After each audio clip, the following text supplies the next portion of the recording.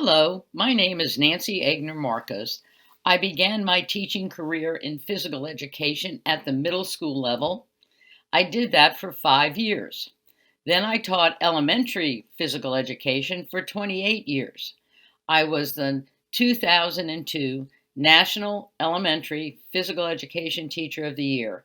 I mentored student teachers in kinesiology from the University of Virginia, Longwood University, and the University of Maryland. I have co-authored 9 articles. I have numerous presentations internationally, nationally, and statewide. I served and chaired on several committees for NASB. I was on the writing and revision committee for the Standards of Learning for the Virginia State Department of Education. While Vonnie was a professor at the University of Kentucky, she was teaching a basic motor skills course to students and couldn't find a book to do that. So we talked about it and we thought, all right, let's try this book. So that's why we came up with it. We wanted a textbook that focused on process, the mechanics of the skill, not the product, the results. So that's why we did this. Mastery of basic motor skills is necessary to develop more complex skills.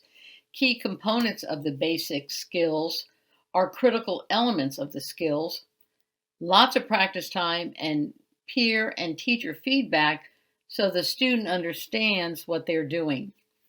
Also, videotaping your students to understand what they're doing is a pretty powerful tool. The basic skills addressed in this book are locomotor and manipulative skills. Those skills are listed above. These skills are the foundation for sports skills. It is necessary for your students to have mastered these skills with lots of practice time. The focus of each chapter is to introduce a skill. The critical elements of the skill are provided in cue words. The acronym that we use is KISS. Keep it short and simple. That way the students are able to maintain the cue words that you are using. The other thing is that we have an assessment of the mechanics of the skill and how to correct the critical elements. So that way your students will understand what they are performing and if they need to improve on something. And finally, something to reinforce the skill performance are individual activities, partner activities, and then small group activities. By doing this, you maximize practice time. If there are any equipment being used, then you make sure each student has its own equipment. Again, reinforcing the process is key in the basic skill development. Also contained in the chapter are troubleshooting charts for each skill. When a student is having a problem with a particular part of the skill, you can go to the troubleshooting chart, look for where the areas they're having trouble, and it will say, if you see this, then try this.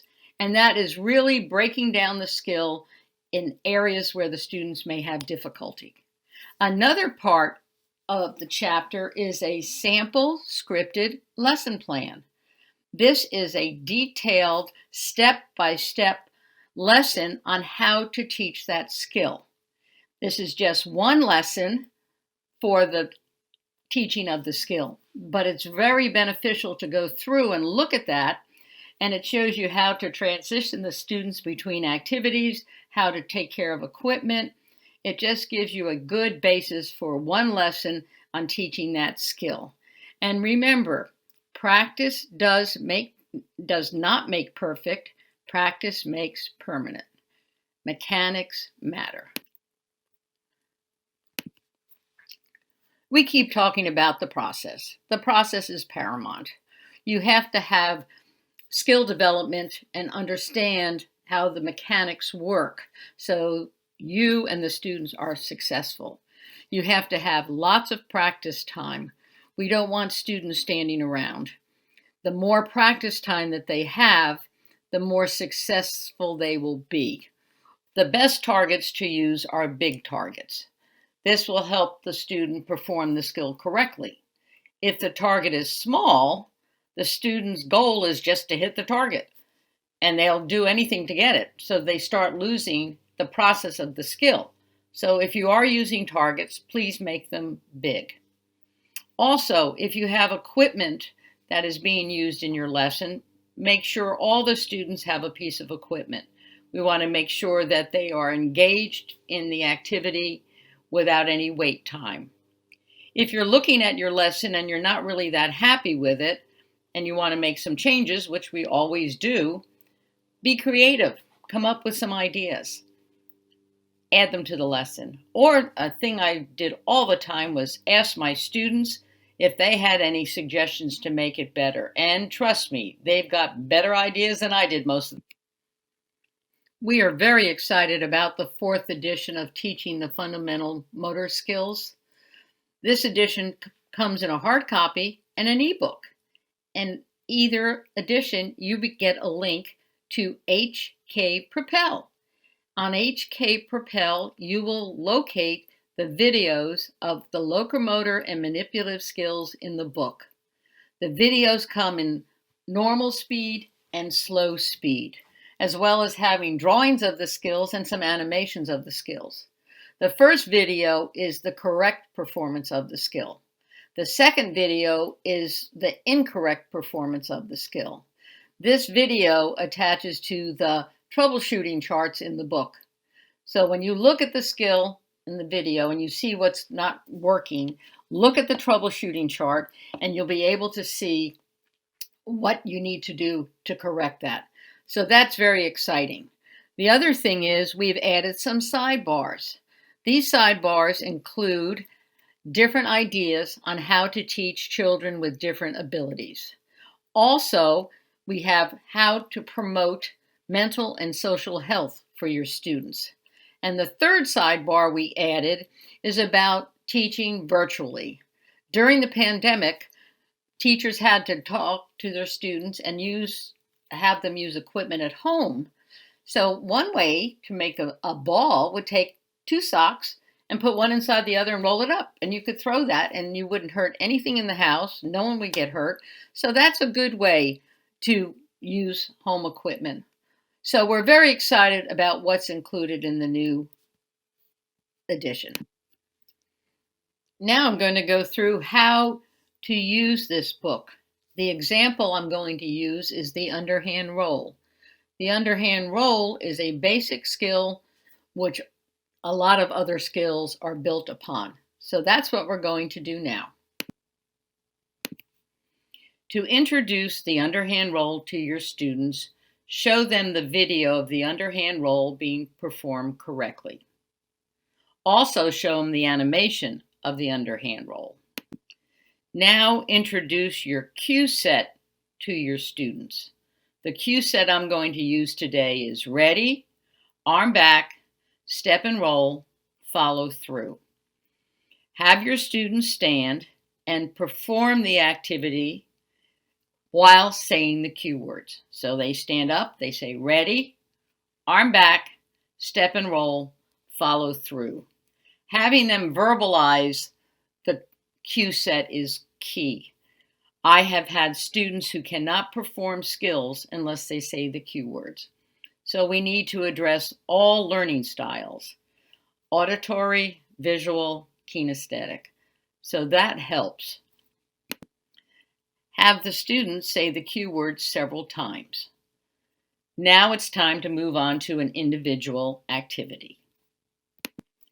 We are going to do math bowling today. Give your students a set of note cards with numbers on them, 1 through 10. Have the students put those numbers against the wall, and then what you're going to do is give them a math problem. It depends on what level you have in the gym at the time, but let's do 1 plus 2 equals. The students have to roll their yarn ball over number 3. Continue doing this process, giving them different math problems. From the individual activity, we're going to a partner activity. The two people get one folding chair and one yarn ball between them. Have them put the folding chair open between the two of them. One partner has the ball. They say the cue words, ready, arm back, step and roll, follow through, as they roll the ball under the chair to their partner. The partner returns the ball saying the cue words, ready, arm back, step and roll, follow through. You can add different challenges to this activity, such as having them back up away from the chair, come forward, one goes back, one stays up. Whatever you'd like to do, you can add extensions to this activity. From a partner activity, we're moving to a group activity. This activity is called switcheroo. Divide your class in half, put them on each side of the gym with a yarn ball. The object of the game is to roll the ball to the other side. If a ball hits a student's foot, they switch sides. To start the activity, have everybody say the cue words. Ready, arm back, step and roll, follow through. This activity just continues. Students move back and forth, and they really enjoy it. So have fun with that. These activities are found in the underhand roll chapter. Another way for students to get feedback on their skill performance is using the partner skill check sheets. You work with a partner. One person has the partner skill check sheet, either hard copy or on an electronic device. The other person has the yarn ball and they're rolling towards the wall. The teacher with the partner skill check sheet looks at the ready position first. If the ready position is correct, they put a yes for the reader partner skill check, or they put a smiley face for the non-reader partner skill check. As the student performs the skill, the teacher looks for the ready, arm back, step and roll, and then finishes with the follow through. Once the teacher has seen the skill 4 times and has looked at each of those critical components, then they switch jobs. After they have done that, they turn in the partner skill checks sheets to the teacher, and the teacher can look and see how well everybody did. And the teacher reminds the students to use positive feedback and to work nicely with their partner. Another part of the chapter for the underhand roll are the troubleshooting charts. The troubleshooting charts show you if a student is having trouble with the arm back, it gives you several suggestions on how to help the student get that part of the skill performed correctly. The last thing included in the underhand roll chapter is a lesson plan. This lesson plan is very good, very explicit with directions, and it is great classroom management time. The lesson plan is one lesson for teaching the underhand roll. It's a good. Adding visuals to your lesson is key because we have students that learn visually, kinesthetically, and verbally. So when you have all of those included, it really helps. I had a student who came up to me during class and said, "What happened to the animations of the skill?" Well, I had taken it down because the next class was coming in and learning a different skill. She said, "I can't do the skill without seeing the animations." So I put the animations back up. That's fine. So we're covering all the learning styles of our students. I also had another student would come up to me and talk, but the only way she could do that is she rubbed my arm. That was fine too, because she was able to explain what she needed.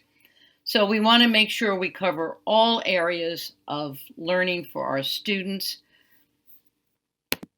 Having the videos, the animations, and the partner skill check are all good tools to help our students learn. When students are learning the process of a skill in a non-competitive, fun environment, the sky is the limit for learning. Thank you for making a difference in our profession. Thank you to Human Kinetics for having me.